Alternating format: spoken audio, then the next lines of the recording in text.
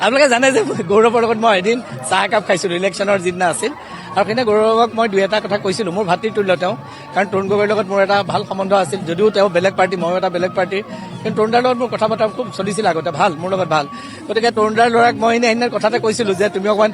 অলপ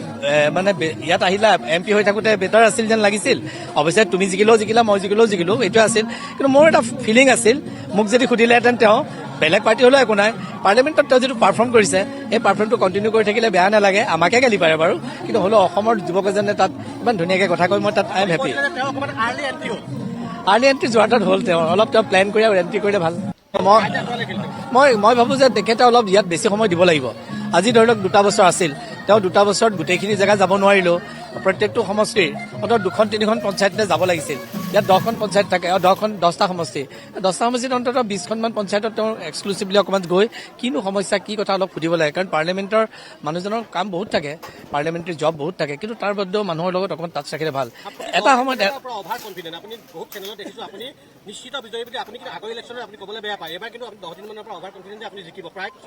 এইবাৰ কি আছিল আমাৰ নতুনকৈ যিটো ডিলিমিটেশ্যন হ'ল তাত যিখিনি পঞ্চায়ত আমাৰ যোৰহাটৰ আছে বাকীখিনিও ভাল আছিল কিন্তু বাকীখিনি আমাৰ পৰা কাটি লৈ গুচি গ'ল গতিকে মই যেতিয়া গ'লো টিয়কলৈ টিয়কত 5খন আৰু এখন মুৰণিৰ এই 6খন পঞ্চায়ত মোৰ কাৰণে একদম আচু হোৱা আছিল নতুন আছিল আৰু ডেভেলপমেণ্টৰ ক্ষেত্ৰত আমাৰ যোৰহাটৰ গাঁওবিলাকতো বহুত পিছত আছিল চ' মই এটা ঠিক কৰিলোঁ যে মানুহখিনিক মোক যিটো দায়িত্ব দিছে মই অলপ কাম কৰোঁ মই ইলেকশ্যনলৈ কৰা নাছিলোঁ যে 2 বছৰ মই তাত কাম কৰিলোঁ সেইকাৰণে কাৰণ সেইটো যোৰহাট সমষ্টিত সমান নহয় তাৰ যদি কথাবিলাক বেয়া হয় মোৰ বেয়া লাগিব সেইকাৰণে মই ডেভেলপমেণ্টৰ কামটো কৰি আছিলোঁ কিন্তু সেইটোৱে তেওঁলোকক বহুত অলপ এট্ৰেকশ্যন কৰিলে নেকি যাৰ কাৰণে মই এটা ভোট পাইছোঁ আপুনি এইবাৰ ৰাইজে কৈছিল যে এখন ভাল যুঁজ হৈছে কিন্তু হয়তো 21ৰ ব্যৱধানত আপুনি বৃহৎ এইবাৰ জয়লাভ কৰিলে এইটো শুনক এটা ভোটত জিকিলেও জিকা লাখতো জিকিলেও জিকা ৰাইজে মোক দিছে এটা সুবিধা মানে তেওঁলোকে কৈছে আপোনালোকে জানে যে মই উঠা কথাটো বৰ কোৱা নাছিলোঁ মই কাৰণ এটা সময়ত বহুতে বিচাৰিছে নতুন মানুহ কিন্তু কিবা এটা কাৰণে হয়তো গৌৰৱ গগৈ কেণ্ডিডেট হোৱাৰ কাৰণে মোৰ নামটো উচ্চাৰণ হ'ল আৰু নহ'লে হয়তো এবাৰ নহ'লেওহেঁতেন কিজানি কিন্তু তাৰ কাৰণে মই বেয়া পাবলগীয়া একো নাই বহুত দিন ধৰি পাব্লিকৰ কাম কৰিছোঁ কিন্তু এইবাৰ মই অহাত মোৰ অকণমান ইচ্ছা এটা একেবাৰে নথকাও নাছিল কাৰণ আমি কিছুমান খোৱা পানী কথাটো বিশেষকৈ বহুতে কয় যে হিতেন গোস্বামীয়ে আৰ্ছেনিক মুক্ত খোৱা পানী দিব নোৱাৰিলে সেই তৰুণ দাহে আনিছিলে 300 কোটি টকা আনি ৱৰ্ল্ড বেংকৰ পৰা আনি কি কৰিলে 2 বছৰ পেলাই থৈ দিলে পাইপ কিনিলে মই অহাৰ পিছত যেনিবা মই পানীটো উলিয়াবলৈ সক্ষম হ'লোঁ কিন্তু কোম্পানী পলাই গ'ল 5খন পঞ্চায়তত দি কাৰণ তেওঁলোকক মই ধৰিছিলোঁ পইচা পাতি খোৱা কাৰবাৰটো মোৰ লগত নাই এতিয়া কোম্পানী পলালে এতিয়া আমি নগৰৰ পানীৰ কাৰণে 200 কোটি পাইছোঁ আমি গোটেইখিনি কাম মই আপোনাক ক'লোঁ যে আনাডাৰ 3-4 মান্থছত যোৰহাটৰ নগৰৰ মানুহে পুৰা প্ৰিপেয়াৰ লুৰিণ গৌৰৱ তেওঁলোক পৰাজিত হৈছে মই তেওঁলোক পৰাজিত হোৱাৰ কাৰণে দুখ প্ৰকাশ কৰিছোঁ লুৰিণ আৰু গৌৰৱ মোৰ লগত থকা হ'লে বহুত ভাল হ'লহেঁতেন বিধানসভাখনত হয় সেইটো দুৰ্ভাগ্যজনক ঘটনা অসমৰ ৰাইজে বিচাৰিছে যে আকৌ বিজেপি চৰকাৰ হওক গতিকে ক'বলগীয়াটো একো নাই কৰিব পৰা একো কথা নাই গতিকে কিন্তু গৌৰৱ আৰু লুৰিণ জিকি অহা হ'লে ভাল পালোহেঁতেন বিধানসভাত আমি 3টা থাকিলে অন্ততঃ বহুত জনগণ বিৰোধী কামক আমি প্ৰতিৰোধ কৰিব পাৰিলোহেঁতেন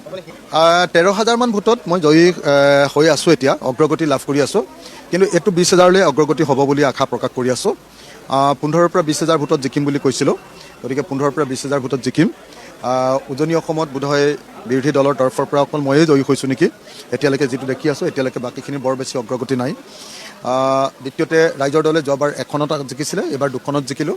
কিন্তু দুখ সেইটোৱে যে আমি বিৰোধী দলে এইবাৰ বিজেপি দলক আমি এবাৰ বিতাড়িত কৰিম বুলি আৰু অসমৰ মানুহৰ কাৰণে গণতান্ত্ৰিক ব্যৱস্থা আকৌ ঘূৰাই আনিম বুলি স্বৈৰতান্ত্ৰিক ফেচিবাদী সাম্প্ৰদায়িক বিজেপিক আমি পৰাভূত কৰিম বুলি আৰু অসমলৈ এটা গণতান্ত্ৰিক পৰিৱেশ আনিম বুলি আমি সংকল্প লৈছিলোঁ কিন্তু দুৰ্ভাগ্যবশতঃ লুৰিণ গৌৰৱ তেওঁলোক পৰাজিত হৈছে মই তেওঁলোক পৰাজিত হোৱাৰ কাৰণে দুখ প্ৰকাশ কৰিছোঁ লুৰিণ আৰু গৌৰৱ মোৰ লগত থকা হ'লে বহুত ভাল হ'লহেঁতেন বিধানসভাখনত যথেষ্ট দায়িত্ব থাকিব হয় খন্তেক সময়ৰ পাছতেই যেতিয়া ৰিজাল্ট শেষ হ'ব আনুষ্ঠানিকভাৱে শিৱসাগৰৰ ৰাইজক ধন্যবাদ জ্ঞাপন কৰিম উজনি অসমৰ চব সমষ্টিত বিৰোধী পক্ষক হৰুৱাৰ পাছতো শিৱসাগৰ বিধানসভা সমষ্টিত মোক এনেকৈ যোৱাবাৰো জেইলৰ পৰা জিকাইছিলে এইবাৰ আকৌ বাহিৰত থকাৰ সময়ত জিকালে যোৱাবাৰ 11,000 ভোটত জিকাইছিলে এতিয়ালৈকে মই 13,500মান ভোটত অগ্ৰগতি লাভ কৰি আছোঁ এইটো 15ৰ পৰা 20,000 হ'ব বুলি আশা প্ৰকাশ কৰিছোঁ গতিকে শিৱসাগৰৰ ৰাইজৰ আস্থা বৃদ্ধি পাইছে তাৰ কাৰণে শিৱসাগৰবাসী ৰাইজক মই ধন্যবাদ জনাইছোঁ আপোনাৰ বাহিৰে গৌৰৱ গগৈ লুৰিণজ্যোতি গগৈ তেওঁলোক হাৰিছে আপোনালোকে বিৰোধীক এবাৰ চৰকাৰ কৰিম বুলি ভাবি আছে হয় সেইটো দুৰ্ভাগ্যজনক ঘটনা অসমৰ ৰাইজে বিচাৰিছে যে আকৌ বিজেপি চৰকাৰ হওক গতিকে ক'বলগীয়াটো একো নাই কৰিব পৰা একো কথা নাই গতিকে কিন্তু গৌৰৱ আৰু লুৰিণ জিকি অহা হ'লে ভাল পালোহেঁতেন বিধানসভাত আমি 3টা থাকিলে অন্ততঃ বহুত জনগণ বিৰোধী কামক আমি প্ৰতিৰোধ কৰিব পাৰিলোহেঁতেন যিদিনাখন মোক কংগ্ৰেছ দলৰ সভাপতি হিচাপে অপসাৰণ কৰিছিলে ৰাহুল গান্ধীয়ে সেইদিনাখন অসমৰ এজন জ্যেষ্ঠ সাংবাদিকে মোক কৈছিলে যে গৌৰৱ গগৈ কংগ্ৰেছৰ কফিনত শেষৰ গজালটো আৰু আজি অসমৰ ৰাইজে সেই সাংবাদিকজনৰ যিটো ভৱিষ্যতবাণী আছিলে মই ভাল পোৱা নাছিলোঁ শুনি পেলাই, কিন্তু আজি প্ৰমাণ কৰিলে যে ডক্টৰ হিমন্ত বিশ্ব শৰ্মা ডাঙৰীয়াৰ নেতৃত্বত মই বিজেপি দললৈ আহিবৰ কাৰণে যিটো পথ নিৰ্বাচন কৰিছিলোঁ সেইটো শুদ্ধ আছিলে। কাৰণ মই ৰঙানদীত কংগ্ৰেছৰ পৰা খেলাৰ কথা আছিল। আজি ৰঙানদীত বিজেপিয়ে যথেষ্ট ব্যৱধানত বিজয়ৰ ঢপজা উৰুৱাইছে। আৰু বিহপুৰীয়া সমষ্টিত মই 10 বছৰ বনবাসত আছিলোঁ। আজি বিহপুৰীয়াবাসী ৰাইজে মোক 10 বছৰৰ মূৰত পুনৰ এটা দায়িত্ব দিছে, আৰু সেই দায়িত্ব মই আহি থকা সময়ত পুৰণা দিনৰ যিবিলাক অভিজ্ঞতা, পুৰণা দিনৰ যিবিলাক মোৰ ভুল ক্ৰুটি আছিলে সেইবিলাক মনত ৰাখিম,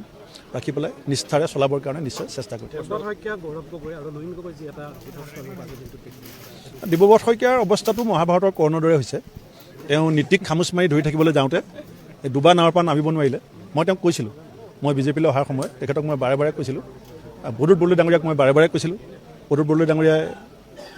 কথাটো বুজি পালে। দেৱব্ৰত শইকীয়া ডাঙৰীয়াই তেওঁৰ দেউতাক আৰু মাকৰ যিটো ৰাস্তা তাত থকাৰ কাৰণে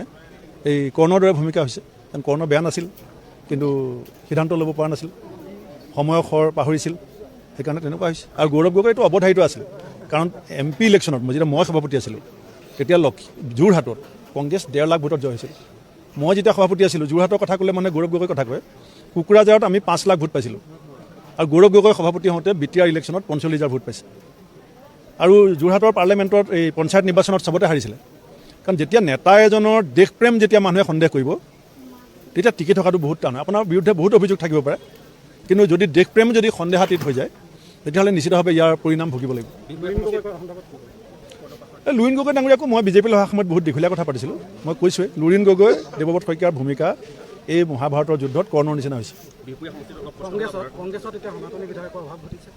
চাওক, মই আগতে কৈছিলোঁ যে উজনি অসমত যদি 2 পাৰে মিলাই 2জন বিধায়ক জিকে, আই উইল ফিল প্ৰাউড। মই আপোনালোকক কৈ আছিলোঁ, তেতিয়া চবেই কৈছিলে যে ভূপেন বৰা বিজেপিত গৈছে, যেতিয়া